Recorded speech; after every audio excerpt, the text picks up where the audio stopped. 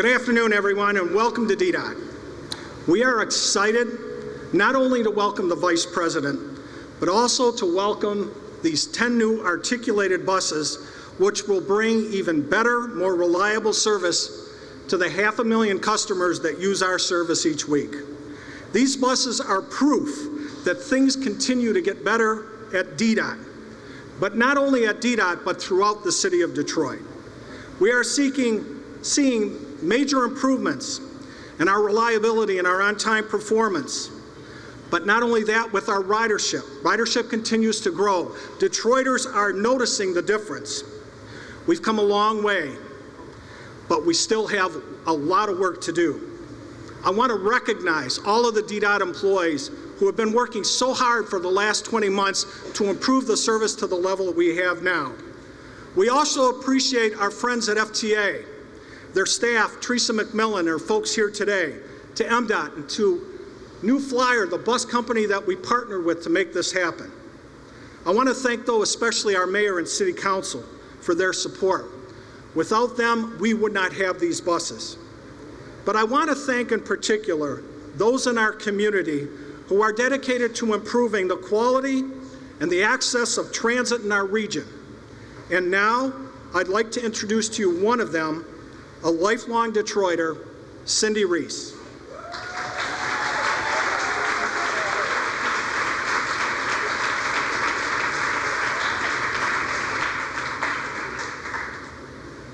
Ladies and gentlemen, please welcome Cindy Reese, Mayor Mike Duggan, and the Vice President of the United States, Joe Biden.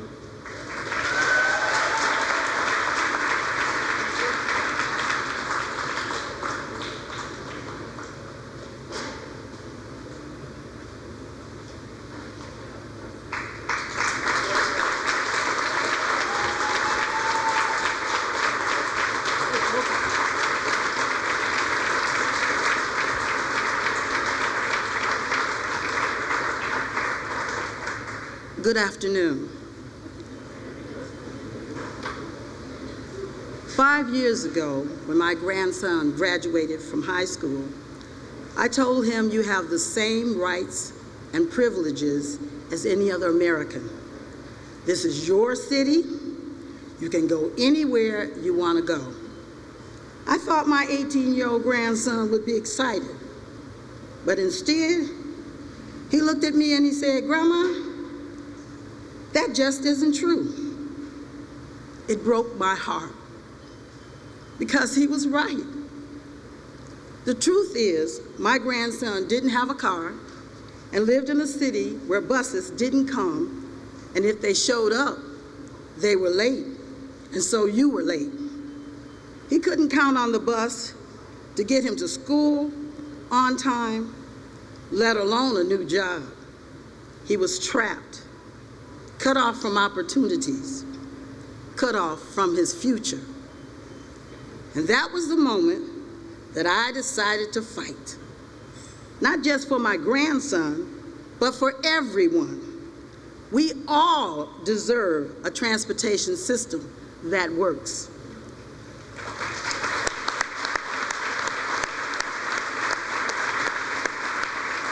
You know, for years, it felt like no one was listening.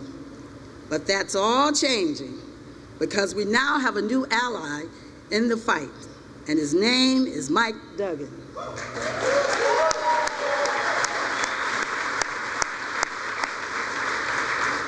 Today, my great-niece Miranda can count on DDOT to get her to Cass Tech every day. Detroiters like my grandson are waiting a little less and trusting DDOT a little more. And today is proof that Detroit and DDOT are moving forward. So with that, I would like for you to welcome our mayor, Mike Duggan.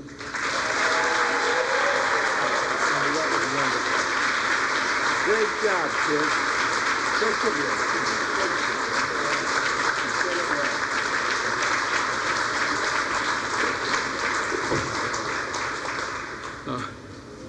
Isn't Cindy wonderful?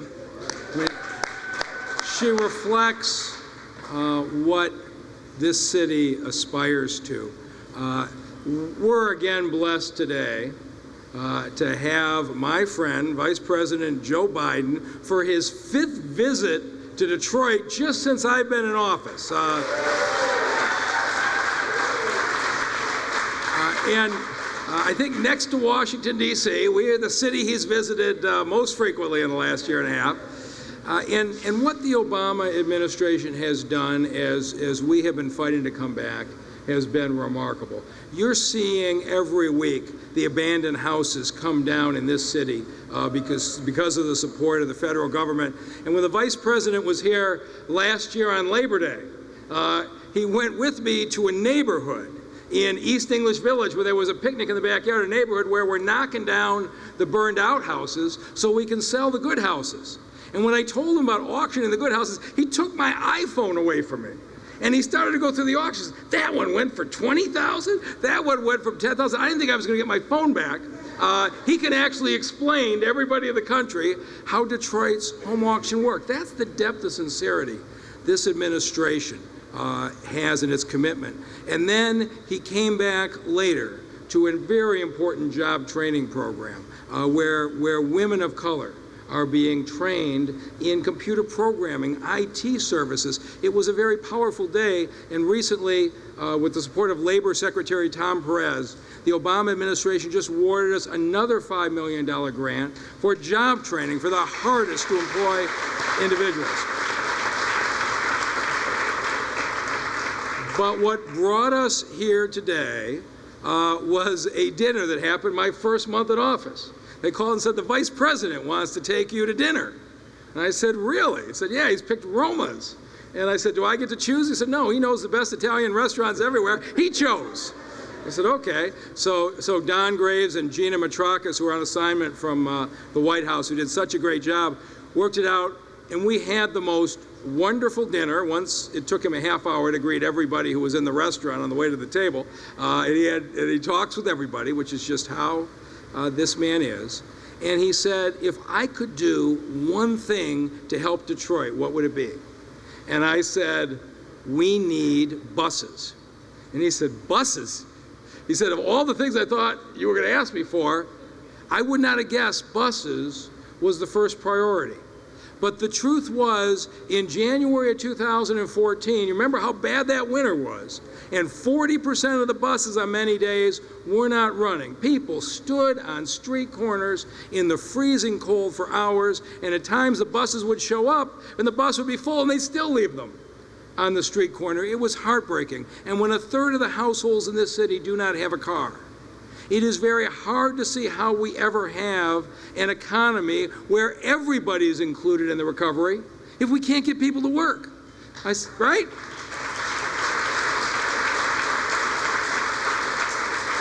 So I said the single most important thing Detroit needs is buses. And as I look at this, our mechanics here have done an amazing job. They took buses that were in accidents.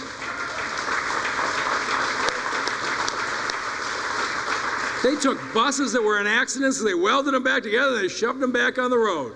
The drivers, who were the face of the organization, took the grief, even though they were the ones showing up for work, but just did a phenomenal job. I said, I need to support them. And I said to the Vice President, we need 80 new buses. And if you look at the way the federal formulas work, we'll be able to buy 30 more over the next year and a half. But we'll never catch up if we don't have another 50. And I don't know how it can be done, but it's critical to Detroit's recovery. He said, let me see what I can do. And then every 2 weeks, I get a call on my cell phone. And I learned the only people who called me, where the caller ID was blocked, were insurance salespeople and the Vice President. And so I started talking to a lot of insurance salespeople because I didn't want to miss the call. And he called up, he says, I think I have a solution on this. And then he called me one day, he says, the connection might be a little bad. I'm in the Ukraine dealing with an international crisis. He said, I want you to know I haven't forgot about the importance of the buses. And he finally says, I got a solution. There's $100 million in unspent money across the country. He says, but I can't just give it to Detroit. That's not the way it works. But we're going to have a national competition. And what I can promise you is this, the national competition will be held quickly and fairly. He said, it's up to you to get your application in, prove your need. If you do that, you'll be fine, but this is what I can do for you. I said, Mr. Vice President, that's all Detroit ever wanted. We just wanted a chance. And so Dan Dirks and the team here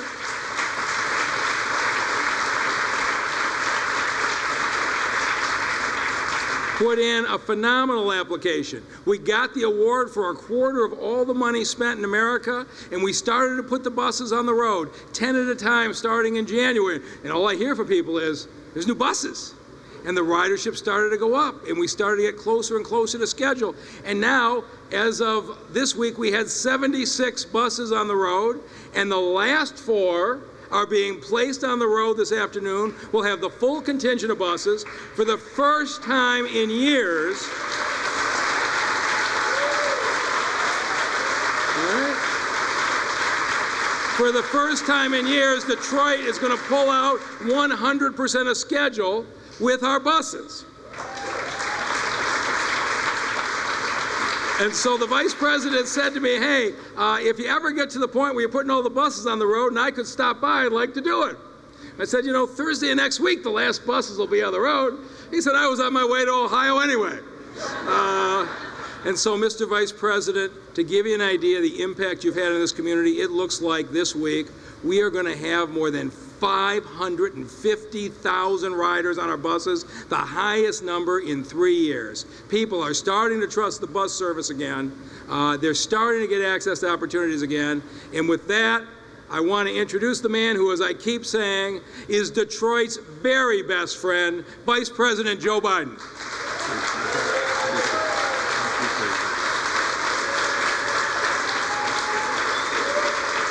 Thank you very much. Thank you, Mike. Please sit down. Well, I'm going to take my coat off, but that does not mean a long speech. It's just that it's hot, and I suggest other folks in here take their coat off. Look, folks, first of all, I think, and I said I was in Los Angeles with a great friend of mine last night, a great mayor, Mayor Garcetti of Los Angeles, and I was talking to an awful lot of people, and I said, you know, I said, one of the best mayors, I think the best mayor in the entire country is Mike Duggan.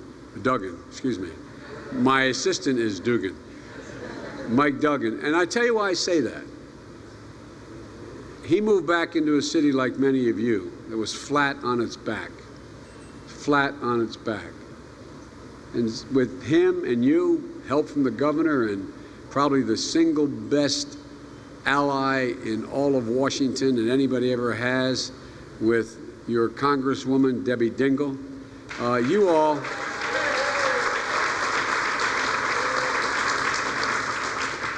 all have stepped up. It's pretty miraculous what's happened, Debbie. Pretty miraculous what's happened. Because, you know, Detroit was declared dead on arrival after when the Great Recession hit. No, I'm serious. It was, I know I'm preaching to the choir here. And speaking of preaching to the choir, Bishop Edgar Van is here too.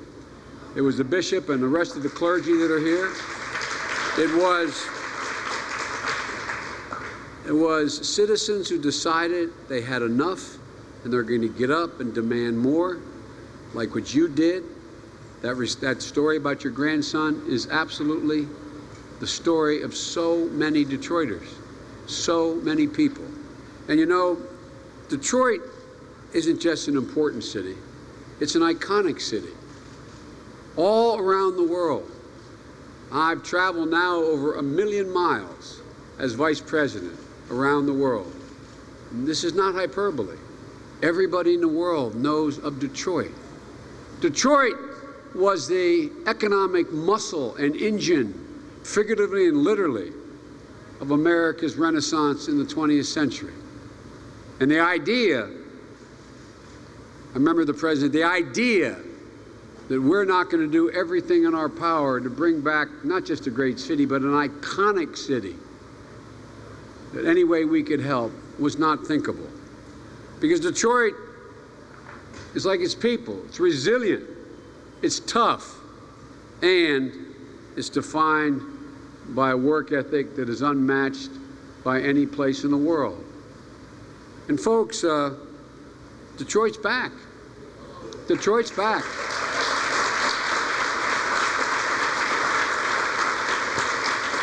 And I might add, notwithstanding what else you hear, America's back. America's back. You're not going to hear any more about outsourcing. Your children are going to hear the word insourcing. We're going through a whole generation of outsourcing. I remember being with the dean, with Congressman Dingell. I don't know how many times I showed up in this state at factory gates that were being locked and all the equipment being taken up and put on the back of trains and the back of ships going around the world. But that time has ended. You're back. Industries are back. Automobiles. Debbie, how many times did we hear back in 2007, 8, and 9? You just have to be realistic, Joe. I know you're an automobile man. I know your dad was an automobile guy. But that time has passed. You remember, Debbie, we told we're never going to sell more than 9 million cars. We're back. Detroit's back. American automobile industry is back. But the thing about all great cities is they adapt. You're not just back because of the auto industry. You're back because of clean energy, what you're working on here. You're back because of IT, research and development. Look, the ticket to the middle class has always been manufacturing. That's been the ticket to the middle class. And ladies and gentlemen, that's back too. And just as the country has gone from economic crisis to recovery to being on the cusp of real resurgence, Detroit is off its back, off its knees, standing up again. And like all Americans, all Detroiters needed was just a fair shot, just an even shot. Nothing more, nothing to be asked for. And a fair shot, what this is all about. When the President and I took office, just a little magical mystery tour here, when we took office, the automobile industry was on the brink of collapse. It wasn't just losing, it was the brink of collapse. Banks froze access to credit. Car sales plummeted by 40%. Automobile plants cut shifts. And in my state, which we used to have the second highest percentage of auto workers in America, everything was gone. All of it's gone. Chrysler, General Motors, Autolake, Mopar, all of it gone. A few months after we took office, the unemployment rate here is 22%. 22%. Almost 3 times the national average. I remember getting briefings in the White House from the economic team about what was happening here. Half your street lights were out. They did not function, half your street lights. 114,000 homes were abandoned in this great city. And the infrastructure, including your wooden water pipes, that's how old they are, 19th century, they were crumbling as well. So, some argued for letting market forces just work their will. Remember those arguments in those days from some of our friends? Let the market forces work. Well, we would never. Debbie would never allow us. Her husband would never allow us. The president wouldn't allow us. We would never abandon the people of Detroit. It's like abandoning the heart of America. And it's not hyperbole. That's what it was like. And so, folks, the president and I decided to bet on the automobile industry, bet on Detroiters, bet on this city. We invested $80 billion, with 6 in 10 Americans saying we were making a mistake. I know I'm talked about in the administration as Mr. Automobile. It wasn't just me fighting for this. There were some disagreements, but the president was fully there. So we came up with $80 billion. Remember how we heard this is pouring money down a rat hole? They'd never come back. No, I'm serious. It was highly unpopular, even among some Democrats. 6 out of 10 Americans thought it was a very bad idea. But guess what? We helped bail out, helped push through Chrysler and General Motors. And we said, and in the process, we saved 1,500,000 jobs. Because what you all understand here in Michigan, for every 1 man or woman on the line, there's 5 people down the line whose job dependent, including my father, who his whole life sold automobiles. An awful lot of people depended on the industry. And in addition to that, since they came out of bankruptcy, they've added, in addition to the 1.5 million jobs we saved, and that's not disputable by economists today, we added 300,000 middle-class, good-paying jobs back. The automobile industry did that. And in the process, the American people recovered 90% of what they invested, and may ultimately recover it all, but 90% of the $80 billion was paid back. Ladies and gentlemen, we work with Mayor Duggan to invest $300 million in federal funds to help plot this strategy that's still paying off. I have with me today my policy director, Don Graves, who was the point person for the first early years for the entire effort here in Detroit. The mayor keeps trying to hire him back. He ain't coming, Mr. Mayor. The Secret Service will stop him. But every time we show up, I don't know where Don is. This is my 12th time to the city. Don's in the back. You can see the grin on his face. It grows wider. No, I'm not joking. He comes back and says, you know, look what's happening. Look what's happening across this city. I want to tell you, Mr. Mayor, that there can be federal help, but it doesn't matter a whole lot if you don't have people who know how to manage that help, like you and your team has done. He partnered with the Department of Energy scientists so the city could install 45,000 LED streetlights, with 20,000 more on the way. That saves the taxpayers of Detroit $3 million a year, and you have all the light you need on the streets. With $100 million in federal funds, and I must admit and acknowledge, and he should get credit, with Governor Snyder's help, the city is demolishing 150 abandoned homes every week. We did go to the village. I did get to see. I got to see what your home auction program did, and you brought in Quicken Loans and Home Depot.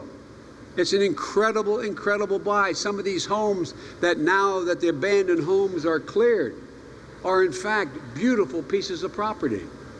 You're bringing people back in.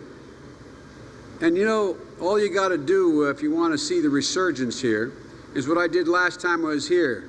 I went downtown, I went to Midtown, and I went to a new hangout for an awful lot of young people called the Great Lakes Coffee. It's a big operation. It's as big as this space in here. And it was filled with young millennials, people between the ages of 22 and 35, with their laptops there. What they're doing is they're working downtown, they're moving downtown, they are expanding. Ladies and gentlemen, to add to that resurgence, I'm proud to announce today that Detroit also won as a location, a part of what we call the Composites Institute. Every state in the nation, including mine, I might add, competes for funding from the Department of Energy and the Department of Defense to work on composites, because that's the future. Everything from extremely light decks on our aircraft carriers that allow greater speed and greater durability, all the way to lighter materials to build automobiles and buses and everything that moves in the air and on the ground. That's the future. That's the future. And there was a nationwide competition. And I'm happy to announce today the Composites Institute that there's a $40 million investment being made here in Detroit, in the immediate area, and some in Dearborn. What that's going to do, it's going to attract the youngest, brightest scientists in the world to be here. It's going to generate incredible opportunities. A big part of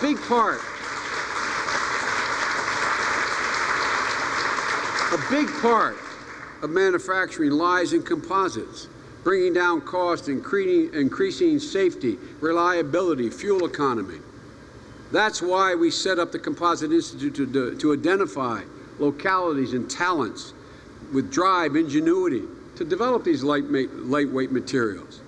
And announcing this, we're co-locating both these great institutions, Department of Energy and Department of Defense, in Corktown. Finally, the Irish are getting something. I'm Irish. What the hell, you know? One of your oldest neighborhoods, if not the oldest neighborhood. This is about revival. This is about giving people a shot. A facility that's going to be run jointly by DOT and the Department of Defense, so we can continue to own the 21st century in innovation. That's what makes us different than every other country in the world. Than every other country in the world. I don't know how many times I've heard, and I've given speeches at high schools and college commencements starting in the 90s, that the Chinese graduate 6 times as many scientists and engineers as we do. But show me what's marked made in China that is an international symbol. Why are we ahead? We're so far ahead in innovation of the rest of the world because we, in fact, attract immigrants who know what they're doing. We're so far ahead because in America, you can breathe free air. You can challenge orthodoxy, unlike any other nation in the world. That's why we're the world leader. That's why we remain the world leader. And it's all about innovation. The work's not only going to attract brilliant young minds back into the city, but it's going to help manufacturers make vehicles of the future using lightweight materials and composites. This is going to make the American automobile industry even more competitive than it is today. And let me say, Mr. Mayor, I know that one of your priorities and what you and the governor fought for was making sure you had this facility. Well, congratulations. It's coming. It's coming.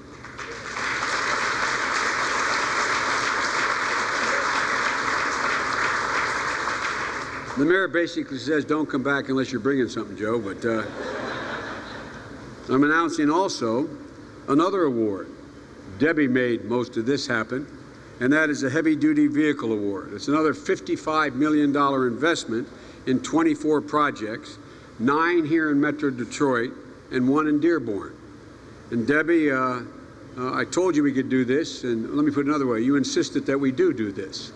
And these projects are going to develop cutting-edge technologies, ultra-compact power modules, hybrid composite doors, higher efficiency engines, all about the future. Look, I'm about to greet President Xi, the president of China, who I've spent a lot of time with. I was going to have a private dinner with him in Chengdu in southwestern China. And he looked at me, and there were just he and I, and we each had one staff, and he said, "Can you define for me America?" in simultaneous translation. I said, yes, one word, possibilities. That's what America's all about. That's what you're all about. This is about nothing more, Mr. Mayor, than you and Debbie and others fighting to create possibilities, just not guarantees, just possibilities for the people of Detroit. Ladies and gentlemen, this investment is going to add a lot of good paying jobs here. It's going to help our national competitiveness. The whole nation's going to be helped, and it's going to drive innovation. But none of this is new to Detroit. This was the Detroit of the 20th century, always leading the way, a leader in innovation, the most productive workforce in the world. It didn't go anywhere. It didn't go anywhere. It's just that we left Detroit. Detroit didn't leave. And ladies and gentlemen,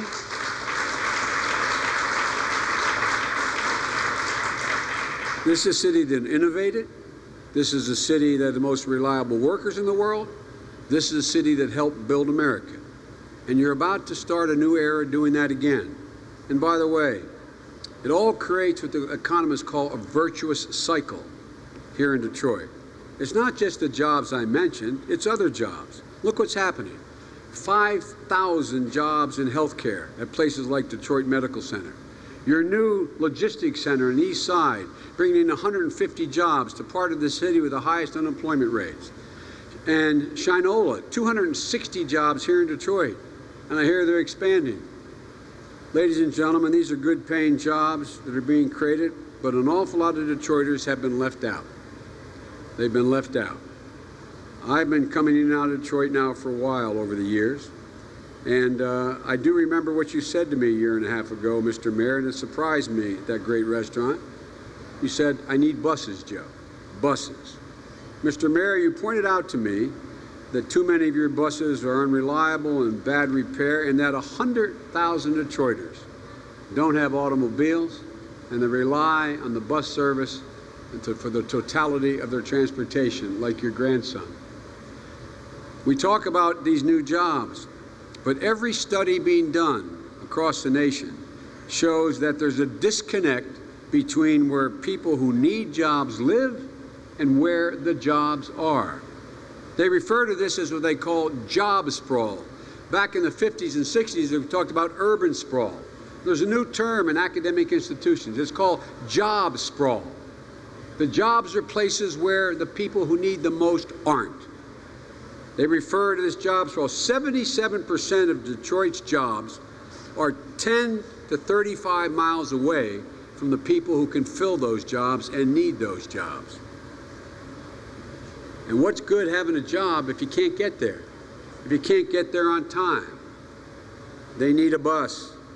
Detroit competed for and won $26 million grant buying 49 new buses, part of replacing the 92 buses over the next 4 years. This is not just about getting around the city. Transportation is the key to connecting people with jobs, with school, with access to education, and giving them a chance to move up to the middle class. That's what this is all about. You know, I don't want to sound like a wonk here, but there's an ongoing study going on at Harvard University right now, where economists are looking at what they believe to be what is the biggest impact in escaping poverty and moving up the economic ladder. What would you think? What's the biggest, what could more fundamentally affect the way out of poverty and moving up the economic ladder of anything we could do? Well, last spring, they wrote that it wasn't early education, it wasn't other things. Last spring they wrote that, quote, transportation is the single strongest factor in the chances that someone can move up the economic ladder. You knew that. Quite frankly, it surprised me. I thought I knew a lot about this, but I didn't realize it like you felt it, know it, and tasted it. Access to reliable transportation to get to a job, just to get to the job interview. Once you have a job, to be able to show up on time so you don't get labeled as somebody who is taking it for granted. You're able to get to school like your grandson, to get to that community college. 6 out of 10 jobs in the next 10 years need an education beyond a high school education in the 21st century. That's why, parenthetically, Debbie and I are still fighting for 14 years of free education, including community college. But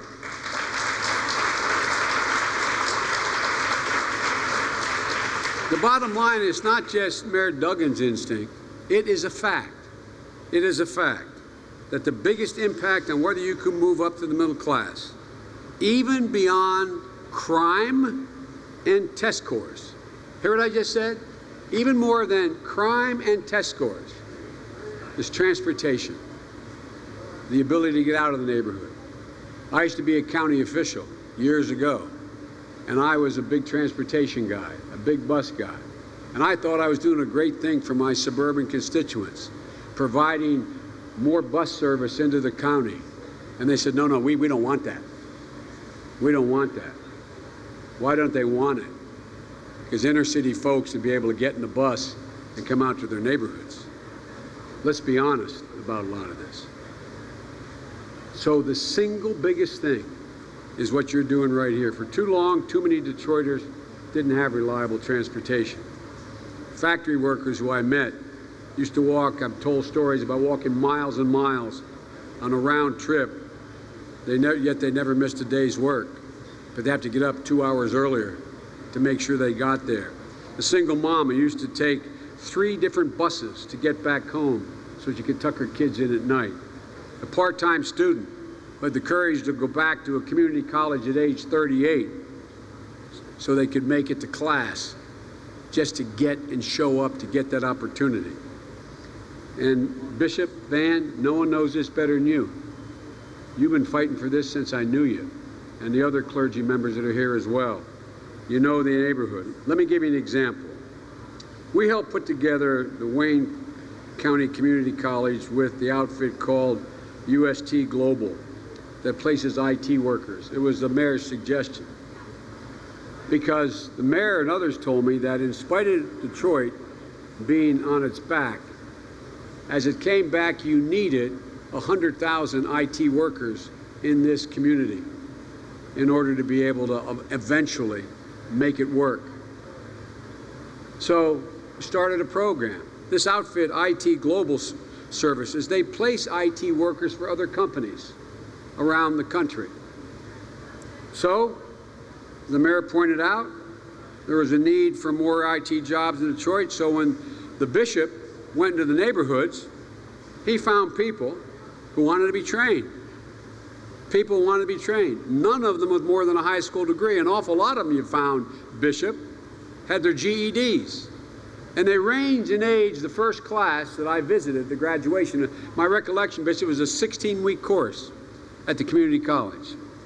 And what they were doing was, they were learning a new language, the language of coding, how to code in a computer. And the first graduating class happened to be all African-American women. As memory serves me, the youngest one was 24 and the oldest was 58. It was actually a 12-week program. It wasn't a 16-week program. And they learned a new language, like I said, coding. And I stood there at the graduation, and you know what I found out? Every single one of those women had a job upon graduation. The lowest paying job in that class was $55,000, and the highest paying job was slightly over $100,000. None of these women had anything other than courage and a high school degree. Imagine how much courage it takes, all of us who have had opportunity for education. How many of you, raise your hand if you've been out of school 15 years, you're ready to go back? It takes a lot of courage, man. And especially for people who didn't like school when they were there, who didn't have much opportunity. Amazing group of people. And the study I did for the president a year and a half ago, when he announced Biden's going to do a study on the jobs of the future for us, we spent 7 months. We need, by 2020, 1,400,000 more IT workers in America. And Debbie's fighting her friends on the other side of the aisle why we're not going to continue to support community colleges and businesses to train these people. Ladies and gentlemen, Detroiters, the American people can do anything they want. Just give them a chance. Just give them a chance. So let me conclude by saying, folks, this isn't an investment in buses. This is an investment in the people of Detroit. This is an investment helping them move into the middle class. And folks, I got a lot of economists work for me. A couple of them are really internationally known. And when I say middle class, they'll say $51,940 or $52,000. It's not a number. It's a value set. Let me be real simple, the neighborhood I came from. Here's what middle class is. Being able to own your home and not have to rent it. Being able to send your kid to a park where they can come home safely. Being able to send them to a high school where if they do well, they can get into college. And if they get to college, you can figure out how to get them there and pay for them.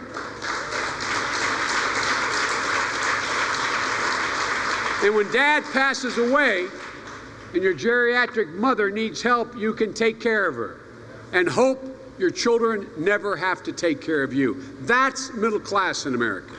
That's what we have been. And that's what's declining. So folks, the history of the story of this country is the American people given a chance have never, ever, ever, ever, ever let their country down. Never, never given an even chance. And by the way, folks, I know I'm referred to in Washington as middle class Joe, okay? And in Washington, Debbie knows that's not a compliment. That means I'm not sophisticated. Am I joking, Debbie? But let me tell you, I know the history of the journey of this country. And folks, when the middle class does well, the wealthy do very, very well. And more important, the poor have a ladder up. We don't believe in building from the top down. It's building from the middle out. That's the history of the story of this country. So folks, you've been through a lot. You've been through a lot. I'll conclude by saying that too many people in this city have had to make what I call the longest walk any parent has to make. And that's up a short flight of stairs to their child's bedroom, like my dad made when I was going in the 4th grade in Scranton, Pennsylvania, and moved us into my grandpa's house. It was no hardship. We loved our grandpa. But I remember him sitting on the edge of the bed telling me, Joey, I'm moving to Wilmington, Delaware. I'll be gone about a year. I'll try to come home every weekend. But honey, there's no job for me here. There's no job. We're going to have to move. But I remember what he said. He looked at me and he meant it. And you know that generation. He said, but Joey, it's going to be all right. He believed it would be all right. He knew it would be all right. But go back to your old neighborhoods.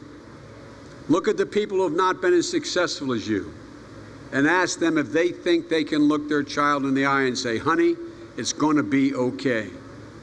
Too many people don't think that. That's what this is all about, man.